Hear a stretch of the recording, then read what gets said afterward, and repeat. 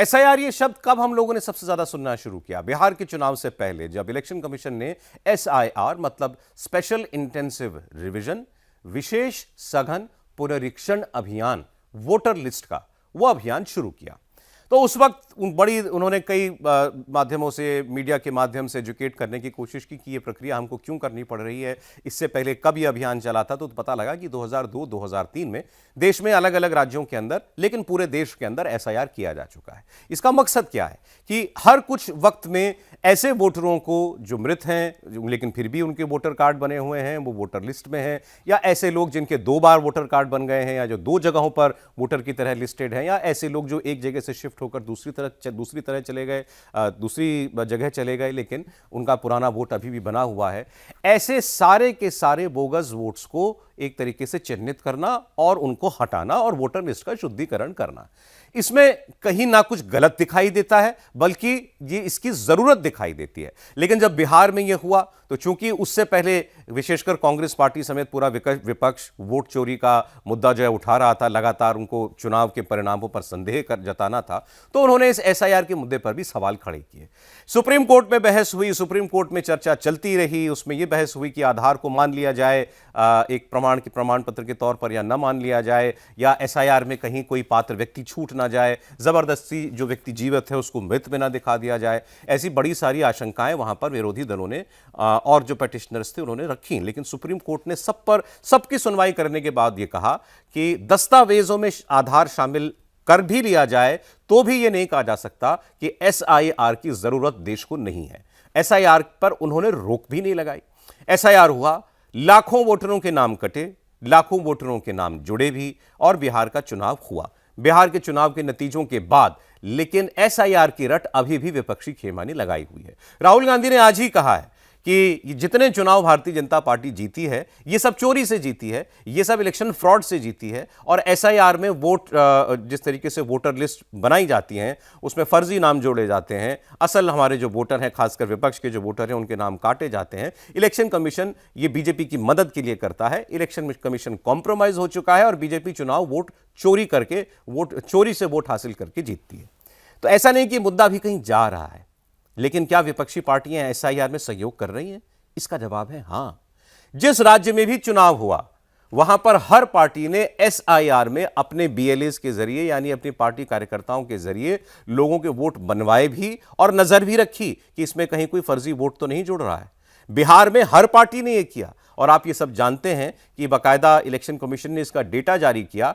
एक भी ऑब्जेक्शन किसी पॉलिटिकल पार्टी की तरफ से बिहार के वोटर ड्राफ्ट लिस्ट में नहीं आया। मतलब जो लोग वैसे शोर मचा रहे हैं एसआईआर के खिलाफ, उन्हें जमीन पर एसआईआर की कार्रवाई में कहीं कोई गड़बड़ी दिखाई नहीं दी। लिखित तौर पर कोई आपत्ति चुनाव आयोग के सामने ना कांग्रेस ने, ना राजद ने, ना लेफ्ट ने, किसी विपक्षी पार्टी ने नहीं दर्ज की। उत्तर प्रदेश की बात कर लीजिए। उत्तर प्रदेश के प्रमुख विपक्षी दल है समाजवादी पार्टी, नेता है अखिलेश यादव। अखिलेश यादव ने बाकायदा खुद एसआईआर का फॉर्म भरा और अपने साथियों, अपने पार्टी के नेताओं से कहा कि आप जाकर के हर व्यक्ति को जागरूक कीजिए कि वो अपना फॉर्म जरूर भरे, अपना वोट जरूर बनवाए, किसी का वोट बनने से छूटना नहीं चाहिए। मतलब वो भी एसआईआर की प्रक्रिया को जरूरी मान रहे हैं। पश्चिम बंगाल में सबसे ज्यादा विरोध, बल्कि कांग्रेस से भी ज्यादा विरोध अगर एसआईआर का कोई नेता कर रहा है तो वो है ममता बनर्जी। लेकिन क्या ममता बनर्जी एसआईआर नहीं होने दे रही हैं? एसआईआर वहां भी हो रहा है, बल्कि वहां तो एसआईआर पर सवाल बीजेपी खड़ा कर रही है कि चूंकि ये इसके जो बीएलओ होते हैं, जिनके ऊपर जिम्मेदारी होती है वोटर के पास जाकर के वेरीफाई करना, उसको फॉर्म देना, भरा हुआ फॉर्म उससे वापस लेना, तो वो सब सरकारी राज्य के कर्मचारी होते हैं, सरकारी कर्मचारी। तो बीजेपी ने कहा कि यहां कई बूथ पर धांधली हुई है। वो उल्टा आरोप जो है ममता बनर्जी पर लगा रही थी कि एसआईआर की ड्राइव को कॉम्प्रोमाइज किया ममता बनर्जी ने। लेकिन एसआईआर का उपयोग ममता बनर्जी को भी जरूरी है, वो भी इस बात को जानती है। अब तो उन्होंने एक नई बात कह दी। उन्होंने कहा कि ये बीजेपी की सरकार ब्लैकमेल कर रही थी कि अगर हम एसआईआर नहीं करवाएंगे अपने राज्य में तो राष्ट्रपति शासन लगा दिया जाएगा। हो सकता है ये उनकी मजबूरी हो कि उन्हें कोई वजह बतानी है अपने समर्थकों को कि मैं अपने राज्य में एसआईआर क्यों होने दे रही हूं, मैंने एसआईआर को रोका क्यों नहीं। तो उसके लिए उन्होंने ये बहाना निकाला कि अगर मैं एसआईआर पर रोक लगाती या न करने देती तो ये राज्य में राष्ट्रपति शासन लगा देते। असलियत यह है कि वो भी जानती हैं कि ये सारी संवैधानिक प्रक्रियाएं हैं। एक संवैधानिक संस्था है चुनाव आयोग। चुनाव आयोग के जो भी ऐतिहासिक तौर पर जो भी प्रक्रियाएं उसको अपनानी है वो परंपराओं में चली आ रही है, पहले भी हुई है एसआईआर, वो आगे भी वो करेगी और ऐसा करने में वो गलत भी नहीं है और अदालत ने उस पर रोक भी नहीं लगाई है। तो ममता बनर्जी चाह कर भी उसको रोक नहीं सकती थी, लेकिन एक माहौल उनको जरूर बनाना था एसआईआर के खिलाफ, लेकिन फिर भी एसआईआर पश्चिम बंगाल में हुआ भी। अब एसआईआर का मैंने जैसे बिहार में मैंने आपको बताया लाखों लोगों के नाम कटे तो लाखों के नाम जुड़े भी और किसी ने कोई आपत्ति नहीं की उसके खिलाफ। बंगाल में अभी तक की एसआईआर की ड्राइव क्या बताती है? 54,60,000 ऐसे मतदाता पुराने इलेक्टोरल ड्राफ्ट में मौजूद थे जो या तो अब मृत पाए गए हैं या वो अनट्रेसेबल है, मतलब उन तक बीएलओ पहुंच नहीं पा रहा है, या वो शिफ्ट हो गए हैं, वो दूसरी तरफ चले किसी और जगह जाकर वोट बनवा लिया है, किसी और पोलिंग बूथ के मतदाता बन गए हैं, या फिर वो ऐसे मतदाता हैं जिनका 2 जगह नाम दर्ज है। ऐसी संख्या 54,60,000 है।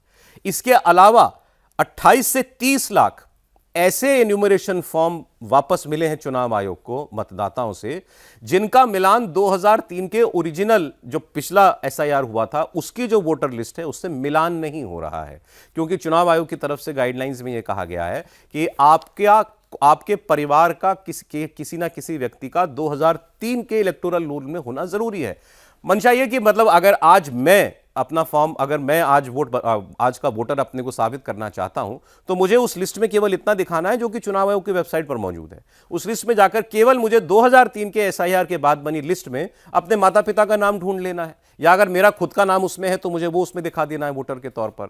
तो मुझे इस बार नया फॉर्म भरने की जरूरत ही नहीं है, तो फिर मैं वोटर मान लिया जाऊंगा। लेकिन 28 से 30 लाख ऐसे लोग मिले हैं चुनाव आयोग को जिनका कोई डेटा 2003 के इलेक्टोरल रूल में नहीं मिलता, तो ये डाउटफुल कैटेगरी में है। तो वो जो 54,60,000 थे जिनका वोट तो पक्का कटना है, उसमें इस 28 से 30 लाख में से इसमें से भी काफी नाम उसमें शामिल हो सकता है। मतलब पश्चिम बंगाल में एसआईआर का जो फाइनल ड्राफ्ट आएगा, मुमकिन है कि उसमें अभी की तुलना में 70-80 लाख वोट कम हो, और ये बिहार से भी ज्यादा बड़ा आंकड़ा होगा। हो सकता है कि उस वक्त इस पर शोर मचाया जाए, लेकिन क्या बिहार में चुनावी राजनीतिक दलों ने नहीं किया, कोई आपत्तियां दर्ज नहीं कराई चुनाव आयोग के पास, क्या बंगाल में टीएमसी कराएगी? या कांग्रेस पार्टी या लेफ्ट पार्टियां वहां की एसआईआर में कहीं कोई कमी खोज पाएंगी? अगर खोज पाती हैं, उसकी शिकायत करती हैं तो बहुत अच्छी बात है, ये एक जागरूक राजनीतिक दल की पहचान होगी। लेकिन अगर बिहार की तरह बंगाल में भी कोई शिकायत एसआईआर की ड्राइव में नहीं मिलती और चुनाव आयोग के पास कोई कंप्लेंट नहीं दर्ज की जाती, तो इसका मतलब क्या कि आप खामखा शोर मचा रहे थे। जो ड्राइव चल रही है पूरे देश के अंदर, और जहां भी इस वक्त जो विपक्षी पार्टियां, मतलब गैर बीजेपी पार्टियां जो जिन राज्यों में सत्ता में हैं, उनको इसकी आशंका जरूर भर दिखाए रखनी है, लेकिन जानते वो भी हैं कि ये चोरी मुमकिन नहीं है। चोरी मुमकिन क्यों नहीं है?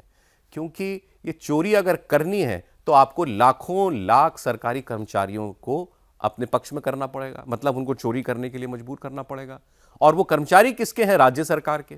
और वो राज्य सरकार कौन चला रहा है? आप उसके शासन में, जैसे यहां पर ममता बनर्जी हैं। इसीलिए कहना बड़ा आसान है कि वोट चोरी हो रही है। ये बात अब बिल्कुल साफ है कि वोट चोरी प्रत्यक्ष रूप से की नहीं जा सकती है। अब आपको बता दें, उत्तर प्रदेश में एसआईआर ड्राइव के साथ साथ एक और बड़ा विशेष अभियान चल रहा है। वो है बांग्लादेशी रोहिंग्याई घुसपैठियों को पकड़ने का, चिन्हित करने का और पकड़ने का। और 17 अलग अलग जगहों पर, अलग अलग शहरों में उसके लिए बाकायदा डिटेंशन सेंटर बनाने का काम शुरू किया जा चुका है, जिसमें हजारों ऐसे घुसपैठियों को रखने का प्रावधान होगा, उसकी क्षमता होगी। और सीएम योगी ने तो एक ओपन लेटर, खुली चिट्ठी प्रदेश के वासियों के नाम लिखी है, और उन्होंने कहा है कि प्रदेश में किसी घुसपैठी को किसी कीमत पर स्वीकार नहीं किया जा सकता। और उन्होंने सहयोग मांगा है सभी राज्य के वासियों का कि आप अगर किसी भी संदिग्ध व्यक्ति को देखें तो उसकी जानकारी जरूर दें, उसको काम पर ना रखें। किसी भी व्यक्ति को, चाहे आपका घर हो, दुकान हो या व्यवसाय हो, किसी भी व्यक्ति को काम पर रखने से पहले उसका बैकग्राउंड पूरी तरीके से चेक कर ले। मतलब कोई भी संदिग्ध घुसपैठिया वो कहीं काम ना पा पाए। इसके अलावा पुलिस अलग अलग जगहों पर जाकर, जहां भी उनको ऐसा मालूम पड़ता है या शक होता है कि यहां घुसपैठियों की बस्ती हो सकती है, वहां जा करके वो कागजात चेक कर रहे हैं, उनके आधार कार्ड, वोटर कार्ड, उनके पास जो भी डॉक्यूमेंट है वो देख करके उनकी पहचान की जा रही है और संदिग्धों को चिन्हित किया जा रहा है, उसकी एक लिस्ट बाकायदा तैयार की जा रही है। तो जैसा प्रधानमंत्री ने कहा और लाल किले से भी कहा था कि घुसपैठ और डेमोग्राफी एक बड़ा मुद्दा है और एक डेमोग्राफी मिशन भी देश के अंदर बनाया जाएगा। और उसके बाद आपने देखा खास तौर पर जिन जिन राज्यों में बीजेपी की सरकार है वहां पर ऐसे घुसपैठियों को पकड़ने के लिए विशेष अभियान चलाया गया।